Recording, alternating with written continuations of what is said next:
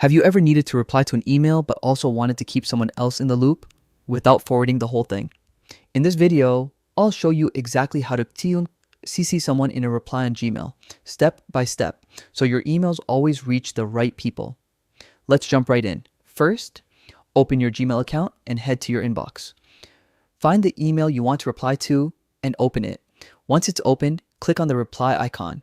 It looks like a curved arrow, usually near the top right of the message. Now you'll see your reply window appear with the to field already filled in. Here's where the trick comes in. Click on that to field. A few new options will pop up, including CC and BBC. Go ahead and click CC.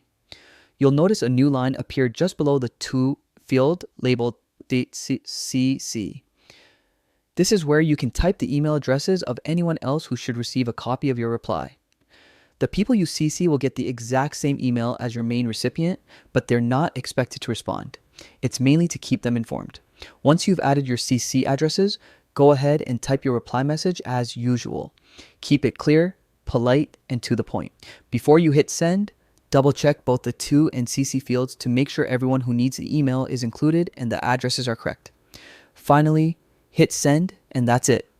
You've successfully CC'd someone in your Gmail reply.